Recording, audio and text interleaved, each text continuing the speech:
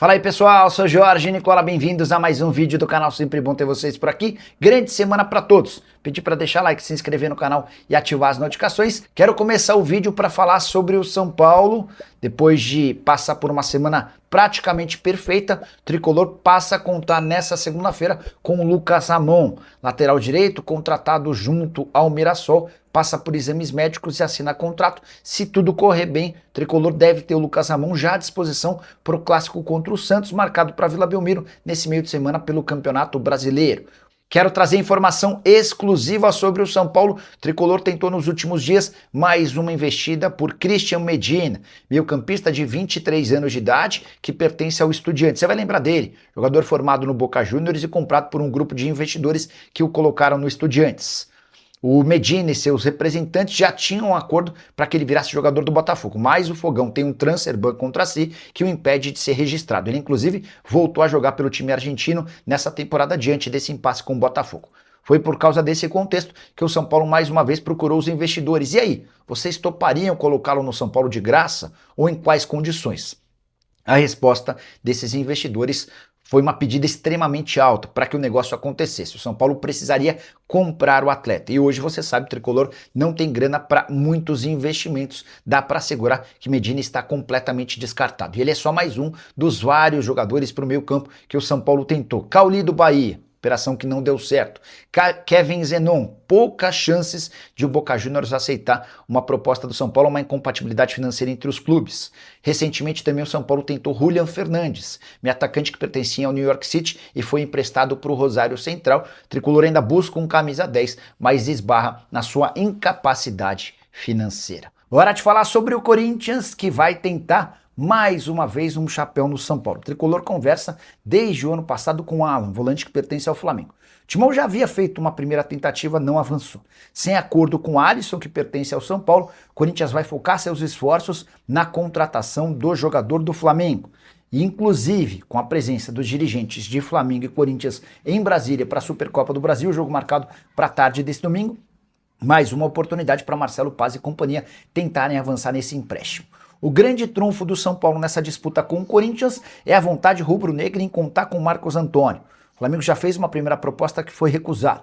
Fará uma segunda e pretende utilizar o Alan como moeda de troca para convencer o São Paulo a vender o Marcos Antônio. E é isso que torna o Corinthians alguém com menos chances da contratação do Alan, volante que nem sequer foi relacionado para a decisão da Supercopa do Brasil. Detalhe importante, Saul, que passou por cirurgia e está completamente sem condição de jogo, está entre os relacionados do Flamengo para a decisão em Brasília. Ele viajou com o elenco, está junto da delegação. O Alan, em boas condições físicas, não foi nem sequer relacionado, algo que já havia acontecido no Intercontinental de Clubes do ano passado, o torneio que foi disputado no Catar. Você gostaria do Alan no seu time? Qual o valor dele? O que você pensa sobre o jogador do Galo? Já usa o espaço para comentário e registra a sua opinião, beleza? Bora falar agora sobre Patrick. Você vai lembrar dele, zagueiro, hoje com 26 anos de idade, revelado na Portuguesa e que integra o Novo Horizontino. O jogador tem sido bastante assediado no mercado.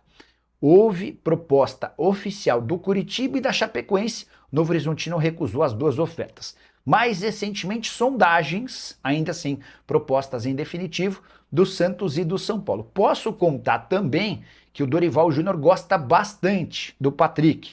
O fato de ser canhoto, zagueiro com personalidade e qualidade para a saída de jogo, conta a favor do atleta. Importante registrar que o Corinthians acaba de negociar por empréstimo com obrigação de compra em caso de 10 partidas o Choca.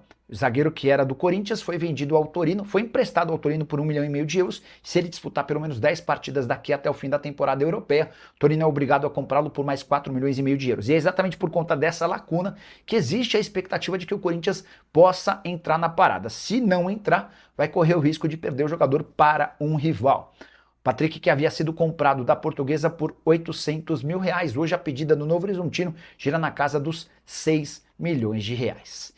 Hora de falar sobre o São Paulo, que saiu do buraco com uma semana perfeita. Você vai lembrar que na segunda-feira, depois de mais um tropeço no Campeonato Paulista, o clima era de enorme pressão para cima do Hernan Crespo. O treinador argentino correria risco de demissão caso tropeçasse contra Flamengo e Santos. Mas Duas vitórias, ambas dentro de casa, 2-1 no Flamengo e 2-0 contra o Santos nesse sábado, mudaram completamente o clima.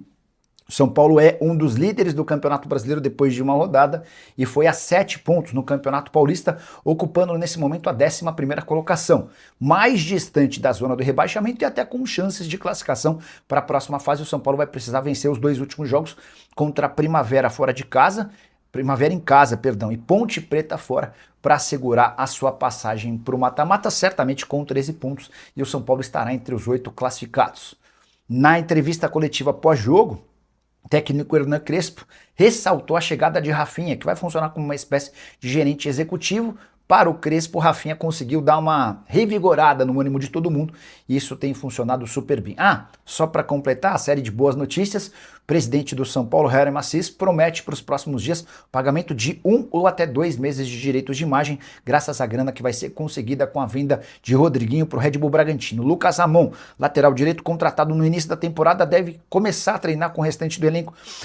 A partir dessa segunda-feira já havia contado para vocês que o São Paulo e o Mirassol enfim se acertaram para a transferência imediata do lateral direito. Para completar sobre o tricolor, Crespo foi perguntado sobre a chance de Marcos Antônio virar reforço do Flamengo. E a resposta, abre aspas, interesse do Flamengo é normal. Ele joga bem e times com dinheiro vão tentar comprá-lo. Mas o Marcos Antônio tem um preço e a diretoria vai colocá-lo esperar. Reparem que o Crespo não garantiu a permanência do Marcos Antônio. Já contei para vocês ao longo da semana que o volante, que fez bom jogo contra o Santos, pretende se mudar para o rubro-negro. Hora de falar sobre o São Paulo. Existe alguma possibilidade de Zenon, meio atacante do Boca Juniors, estar perto de virar reforço do São Paulo? Questionei uma fonte tricolor antes de gravar o vídeo e a pessoa assegurou que não existe nenhuma negociação quente ou próxima de ser concretizada pelo São Paulo. Em relação especificamente ao Zenon, o jogador até gostou da ideia de trocar o Boca Juniors pelo São Paulo. No Boca ele não tem conseguido ser protagonista e existia a promessa de que por aqui ele teria bastante espaço, mas não houve acordo entre Boca Juniors e São Paulo. O tricolor não tem grana para comprá-lo e solicitou um empréstimo com opção de compra. Essa oferta foi recusada pelo Boca Juniors. Nicola, mas o São Paulo acaba de embolsar 2,5 milhões de dólares da venda do Rodriguinho. Não daria para usar essa grana para fazer essa negociação? A ideia do presidente Herman Assis é usar praticamente todo o dinheiro vindo da transferência do Rodriguinho para pagar direitos de imagem atrasados. Ele não quer que o tricolor continue atrasando 2 meses e evitando o complemento do terceiro mês pagando na última hora. Essa situação o incomoda demais. Só para completar sobre o São Paulo, registrar que foram até aqui apenas 14 mil ingressos vendidos de forma antecipada para São Paulo e Flamengo, estreia do tricolor na noite dessa quarta-feira no Morumbi.